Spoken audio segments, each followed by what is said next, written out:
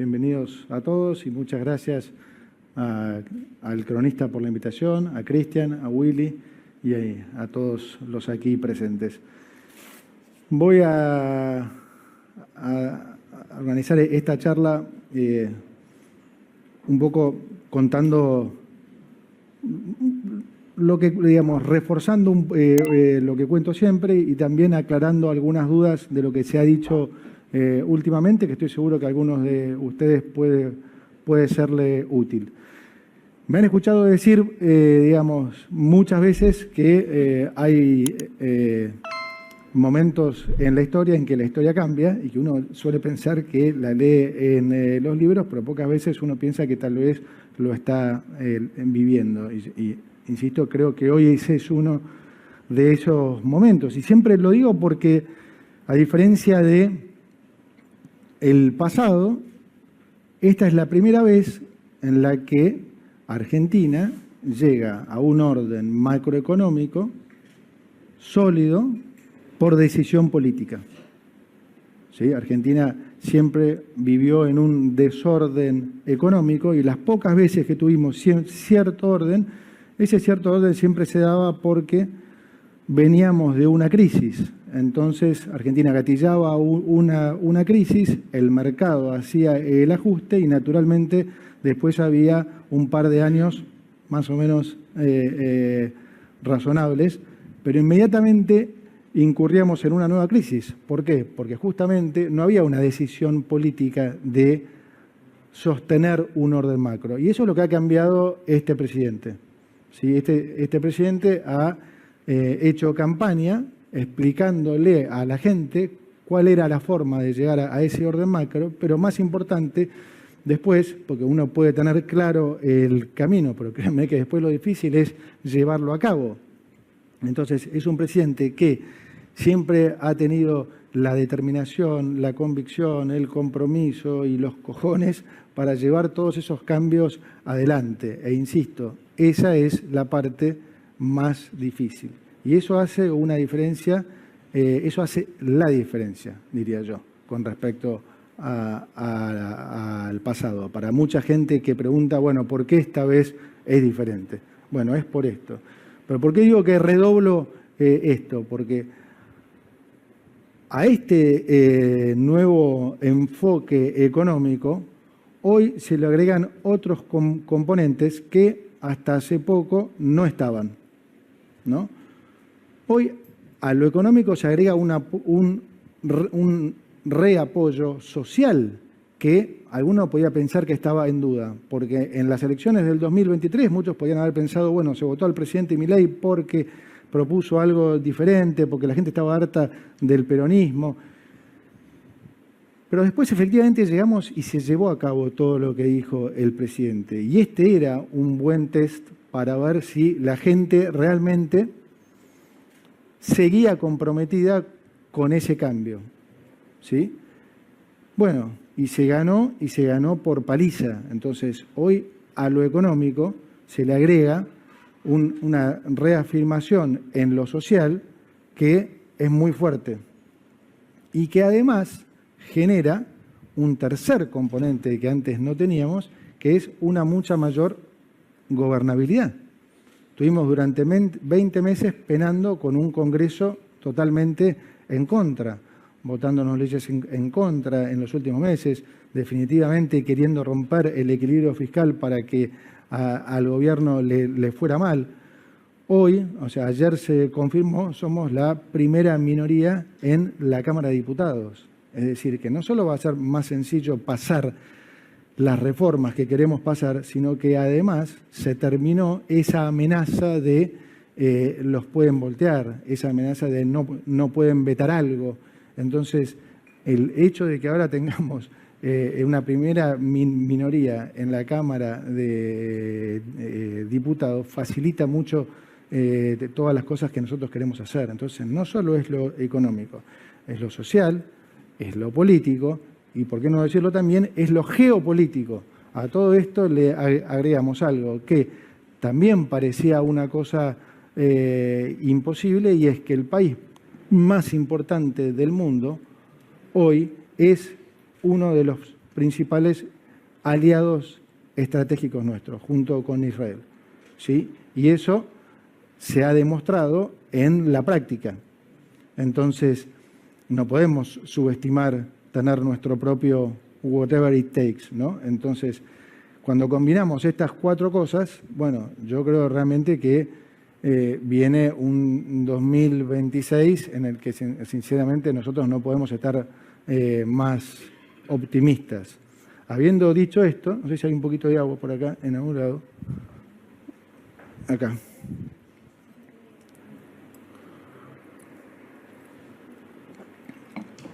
Perdón, habiendo dicho esto, hay un desafío siempre para nosotros, que lo hablábamos antes de entrar con Willy y Cristian y el equipo, y es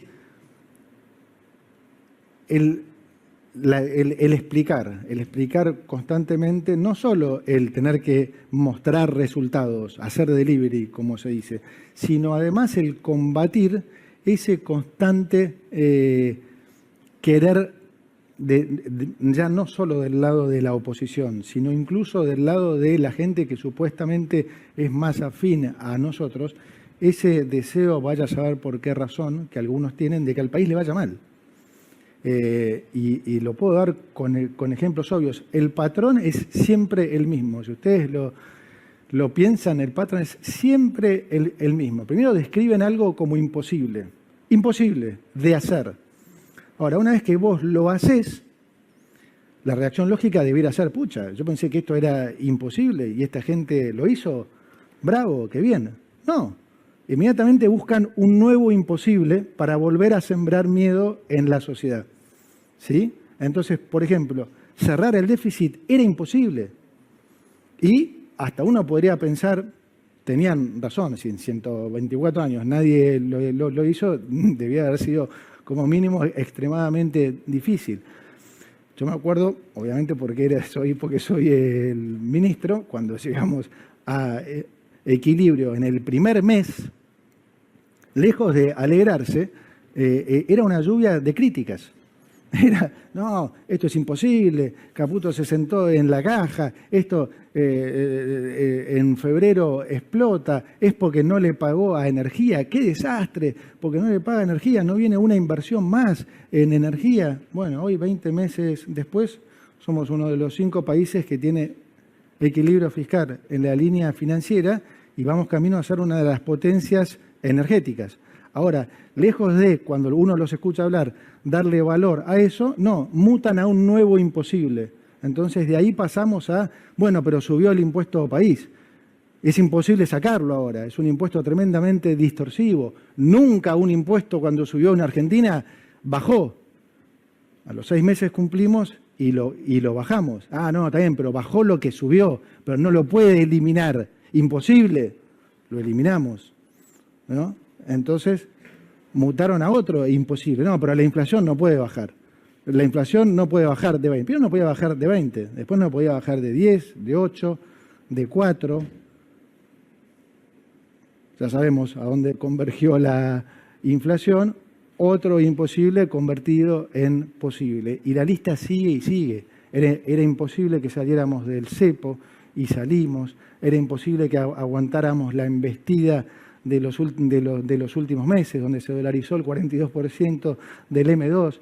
Ahora, esto no lo digo, que no se malinterprete, no lo digo como una queja, sino lo digo porque esto va también en streaming, entonces para que la gente entienda. Es importante que la gente entienda, porque muchos ven por ahí C5N, entonces saben que es gente que ideológicamente piensa diferente, entonces naturalmente va a decir cosas en contra y siempre va a tratar de embarrar la cancha. Ahora, uno, si lo escucha de un medio que supuestamente ideológicamente está más cerca, entonces tal vez le cree. Y ahí es donde eso joroba, porque, digamos, al final la economía es la conjunción de las expectativas de la gente. Entonces, para mí es importante alertar a la gente de este pattern que no hace otra cosa que repetirse, ¿sí? De seguir buscando imposibles, y cuando los haces posibles, de vuelta, lejos de mostrar el crédito de eso, mutan a un nuevo imposible. Entonces, ¿cuál es el nuevo imposible ahora? El nuevo imposible es imposible comprar o acumular reservas. Entonces están inventando un debate de que no se puede seguir, porque si no compran o no acumulan reservas, dentro de los próximos 5 minutos es un problema. Entonces, primero, no hay ningún debate. Y nunca lo hubo. O sea, el fondo quiere que compremos reservas, el mercado quiere que compremos reservas y nosotros queremos comprar reservas. Y nos lo vienen a decir a nosotros que somos el equipo económico que más reservas compró en la historia, lejos, por más del doble del que nos sigue. ¿Sí? Entonces, nunca hubo un debate en esto. Entonces, separemos también lo que es compra de reservas versus acumulación de reservas. Una cosa es comprar y otra poder acumularlas. Nosotros hemos comprado, como digo, reservas récord. Ha sido difícil acumularlas, ¿por qué? Porque le damos una situación de deuda enorme con todo, con el mercado, con importadores, con los multilaterales. Entonces, durante estos 20 meses no hemos hecho otra cosa que honrar las deudas, cosa que este gobierno va a seguir haciendo siempre, porque este gobierno respeta la propiedad privada y honra sus deudas. Entonces, la realidad es que lo que ha sido más difícil es acumular reservas, que es bien diferente a comprarlo. Pero lo paradójico es que tratan de instalar este tema en el momento en que justamente pasa casi lo contrario. Es decir, entramos en el periodo en el que justamente más factible va a ser acumular reservas. Por lo que dije antes, porque antes era difícil acumular reservas, porque al no tener refinanciamiento de las deudas, ¿sí? Sepa la gente que cualquier país normal refinancia sus deudas, no solo el capital, sino la mayoría los intereses también. Nosotros somos un gobierno que tiene el suficiente superávit fiscal para pagar los intereses de la deuda. Ahora que nos pidan que tengamos superávit fiscal para pagar también el capital, es un poco mucho, ningún país hace eso. Pero ahora justamente, después de las elecciones, estamos en el momento en el que efectivamente más cerca estamos de tener acceso a los mercados, ¿sí? Entonces, más sencillo va a ser ya ahora no solo comprar, sino poder acumular reservas. Y este punto de tener acceso a los mercados es crucial, porque no solo facilita la acumulación, sino también quita la ansiedad del timing de la compra de esas reservas. Porque si yo tengo que pagar deuda mañana, sí, naturalmente tengo que haber comprado reservas hoy. Ahora, si yo tengo refinanciamiento de esa deuda, entonces la acumulación de reservas puede hacerse de una manera mucho más apropiada y ordenada para todos los argentinos. Entonces, ¿cómo vamos a acumular nosotros reservas y cuántas reservas vamos a acumular? ¿Cómo va a ser teniendo en cuenta dos cosas? Que es el incremento en la demanda de dinero y la profundidad en el mercado cambiario. Esas son las dos cosas que ahora voy a explicar qué tienen que ver. ¿Qué quiere decir compatible con el aumento en la demanda de dinero? Digamos, la intención es ir comprando dólares en la medida que la gente demanda más pesos. ¿Para qué? Para poder comprar esos dólares, tengan en cuenta que cuando el Banco Central compra dólares, emite pesos, ¿sí? Entonces, la intención es poder comprar reservas sin tener que volver al pasado. ¿Qué es volver al pasado? Como la gente no demanda esos pesos, tener que esterilizarlos y generar nuevamente las bolas de LEVAX, LELIX, lo que era el déficit cuasi fiscal. Ese déficit con el que nosotros, que eran 10 puntos de producto cuando nosotros llegamos y que tanto nos enorgullecemos con el equipo económico de haber terminado con esto el año pasado. Entonces no queremos hacer volver a los argentinos a esto. Pongo un ejemplo burdo para que se entienda, que he puesto ya alguna vez. Si mañana viniera Sam Altman, el fundador de OpenAI, con su inversión de 25.000 millones de dólares y nos vendiera y le vendiera al Banco Central los 25.000 millones de dólares mañana y el Banco Central los comprara a 1.400, más o menos, debiera estar emitiendo 35 billones de pesos, ¿sí? Que la gente obviamente no demandaría, entonces generaría mucha inflación. Por lo tanto, nosotros deberíamos retirarlos del mercado, ¿sí? Y volveríamos de vuelta a tener una bola de pasivos remunerados. Aprovecho para aclarar otra cosa que muchos colegas dicen mal, y es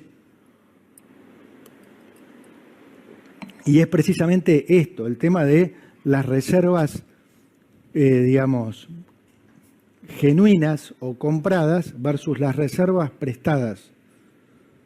¿Habrán escuchado eso alguna vez? Porque, por ejemplo, nosotros cuando salimos del cepo compramos 1.500 millones de dólares en 1.150, Feli, más o menos, a través de una emisión de bonos en pesos. Y muchos decían, no, bueno, esas son reservas prestadas. Estimados colegas, todas las reservas son compradas. Las que el Banco Central compra contra pesos también son prestadas, porque tienen como contrapartida un pasivo, es un principio contable básico, no importa si es un pasivo del Tesoro o del Banco Central. Cuando el Banco Central emite pesos para comprar esos dólares, en su pasivo están esos pesos. La única diferencia es que esos pesos pueden ser remunerados o no remunerados. Si esa compra de dólares es contra aumento de la demanda de dinero, entonces como queremos nosotros, lo vamos a poder hacer contra un pasivo no remunerado.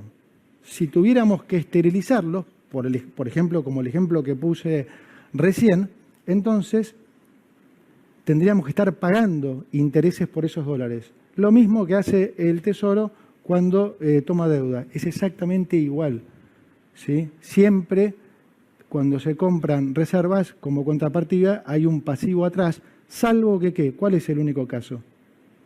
Cuando se vende un activo o cuando se concesiona algo. Las hidroeléctricas que concesionamos ahora, que van a entrar 700 millones de dólares, bueno, esas sí son reservas que entran, efectivamente, que no tienen como correlato un pasivo, porque fue justamente producto del intercambio de activos, ¿sí? Si mañana vendiéramos cualquier cosa, lo que se les ocurriera, si se privatizara AISA, aerolíneas, Banco Nación, lo que se les ocurra, eso sí generaría un ingreso de reservas que no tiene como correlato un pasivo. Fue un intercambio de activos. Después siempre son reservas, entre comillas, prestadas. Lo que nosotros buscamos es generar estas compras de manera inteligente, que es que no afecte a la gente, que no genere volatilidad en el mercado de cambios y que no genere inflación. Por lo tanto, la mejor forma de hacer eso es siendo acompañada por un incremento de la demanda de dinero. Ahora bien, ¿cuánto puede ser esta compra de dólares, por ejemplo, para el próximo año en términos de monto? Si vamos a lo que nosotros hemos mandado al presupuesto y asumimos que la base monetaria se mantiene constante en relación a ese producto, en términos nominales la base estaría creciendo un 25%. Que la base crezca un 25% en términos nominales, a nosotros nos permitiría comprar aproximadamente 7.000 millones de dólares. ¿Sí? De vuelta sin la necesidad de tener que esterilizar. Ahora, si se recuperara un poco la demanda de dinero, cosa que debiera ser lo natural, porque hoy estamos en un nivel de agregados monetarios que son más o menos un 55-60% de lo que han sido el promedio de los agregados monetarios los últimos 18 años, o sea que sería natural que la demanda de base creciera, aunque sea un punto más. Entonces, si eso pasara, son otros 7.000 millones de dólares. Entonces podríamos comprar entre 7.000, 10.000, 14.000 millones de dólares si la demanda se recuperara 2 puntos porcentuales de producto, podríamos comprar algo así como 20.000 o 21.000 millones de dólares sin de vuelta tener la necesidad de esterilizar esos pesos, es decir, no teniendo que pagar intereses por ello. Ahora dije que eran dos los componentes, la demanda de dinero y el mercado cambiario. ¿Por qué? Porque más allá de que aumente la demanda de dinero, tiene que haber posibilidad de efectivamente comprar esos dólares. Es decir, una, tiene que estar la oferta de dólares, y dos, el mercado de cambios tiene que tener la profundidad suficiente para nosotros poder comprarlos. Sería lo natural que efectivamente la oferta de dólares se dé más por el lado de la cuenta capital o la cuenta financiera de la balanza de pagos. Es natural esto en un país descapitalizado como Argentina, que recupera acceso a los mercados. Sí, muy probablemente la mayor parte del ingreso de capitales venga dado por la cuenta financiera o la cuenta capital. Y está bien que eso sea, es inversión, está muy bien que sea así. Y la otra, cuando digo la profundidad, me refiero al volumen del mercado. Una de las razones también por las que expliqué muchas veces por qué no vamos a cambiar el esquema cambiario, porque vamos a seguir flotando dentro de bandas.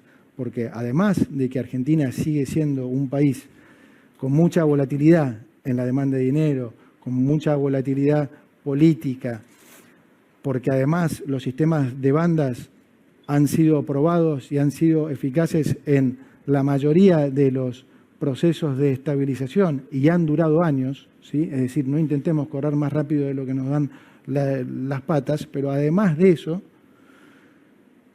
el mercado tiene un determinado volumen y nosotros no lo podemos forzar, es un dato de la realidad. Entonces, teníamos un mercado de cambios que hasta hace poco operaba 600 millones de dólares por día, hoy en promedio opera 200, ha habido algún día de 90 millones de dólares. Entonces yo no puedo pretender comprar, 100 millones de dólares por día en un mercado que está operando 200, porque lo único que haría ahí sí es artificialmente llevar el precio del dólar hacia arriba y ni aún así podría hacerlo.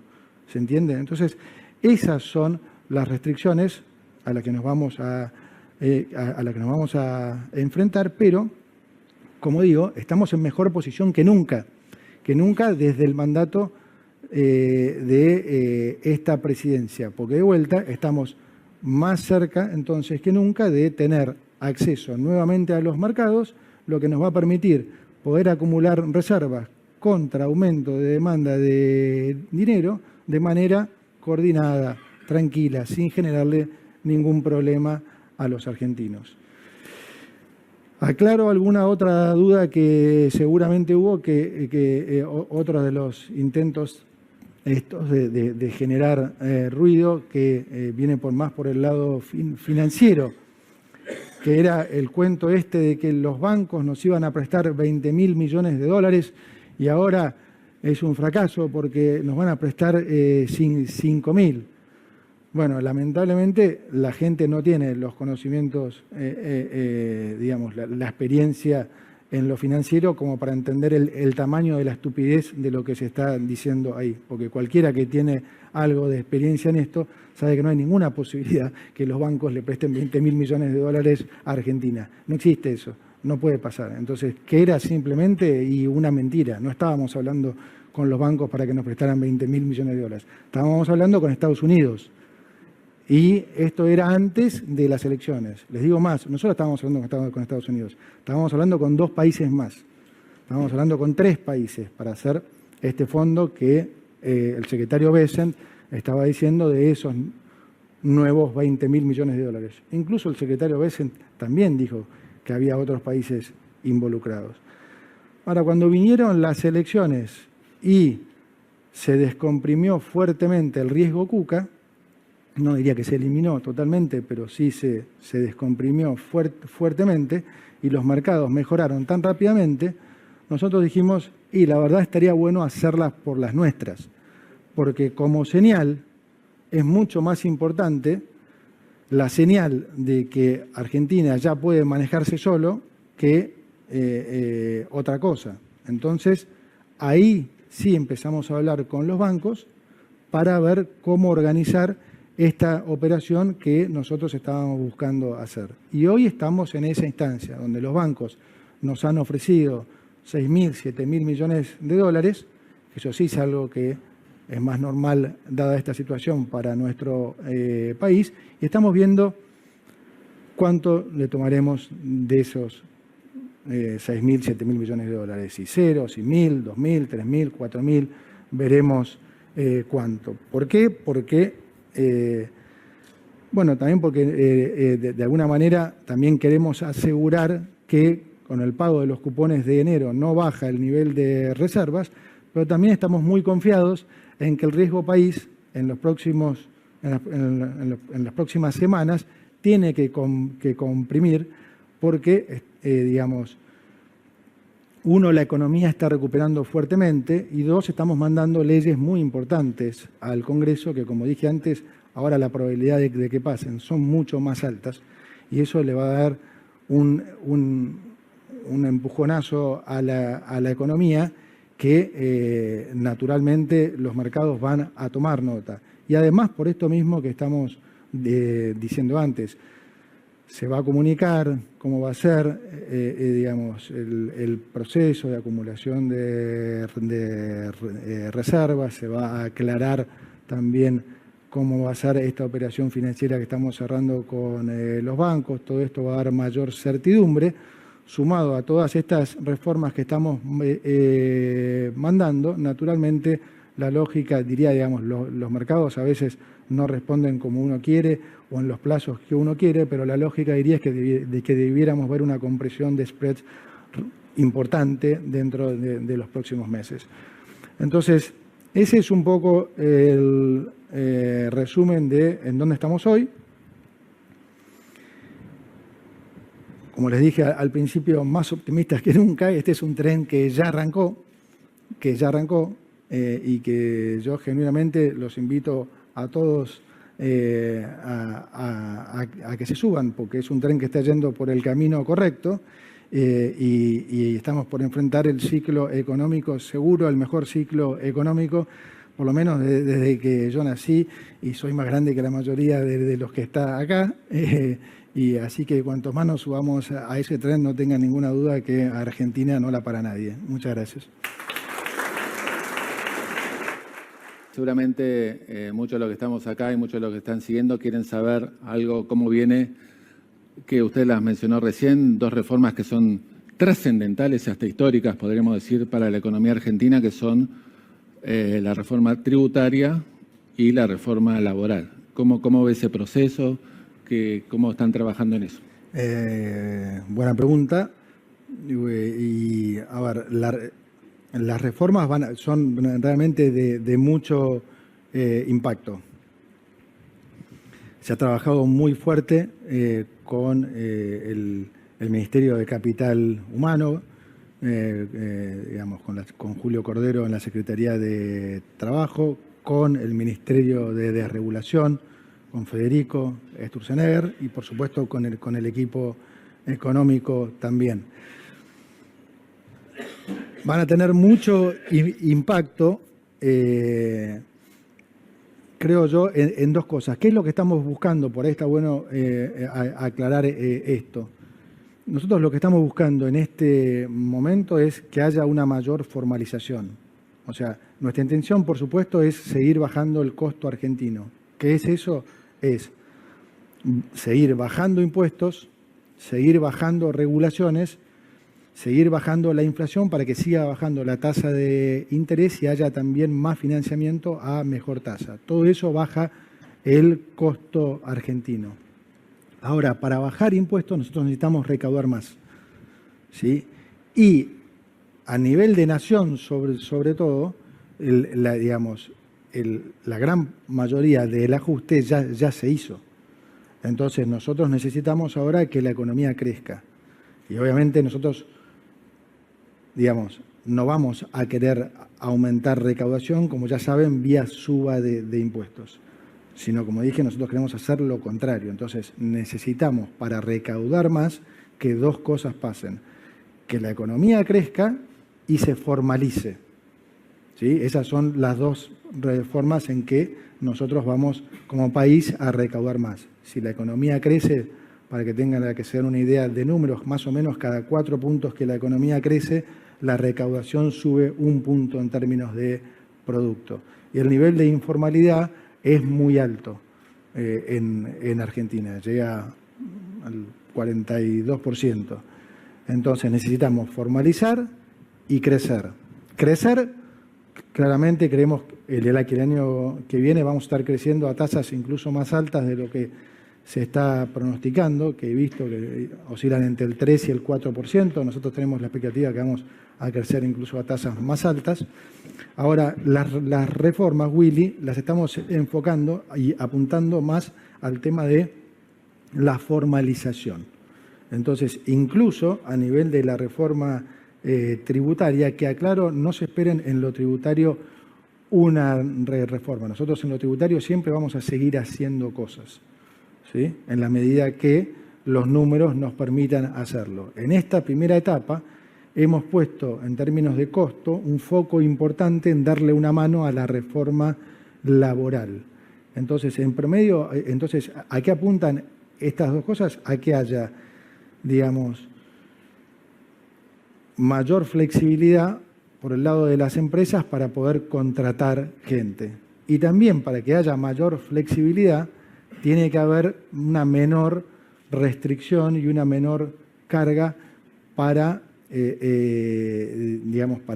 también para poder reemplazar gente. O sea, una de las razones por las que la mayoría de las empresas no contrata, ¿sí? También es por la industria del juicio, como todos saben, porque despedir a alguien, a una pyme, le puede costar literalmente la pyme. Ahora, el problema, entonces, es doble. Es caro contratar a alguien y es caro despedir a alguien. Estamos tratando de solucionar las dos cosas, ¿sí? Entonces, va a ser novedoso. Creo que es súper potente, creo que va a ser muy bien recibido, no afecta de ninguna manera los derechos de los trabajadores, sino que sí les hace más simple la situación a los empresarios. Creo que va a tener muchísimo impacto, creo que va a formalizar fuertemente la economía y eso sumado a que vamos a crecer, como digo, creo que va a ser un envión muy, muy fuerte para que, insisto, el 2026 comience un ciclo de crecimiento que ojalá los libros de historia, como digo, los recuerden como un punto de inflexión en nuestra historia. Bueno, muchas gracias, ministro. Le pido un aplauso para el ministro de Economía.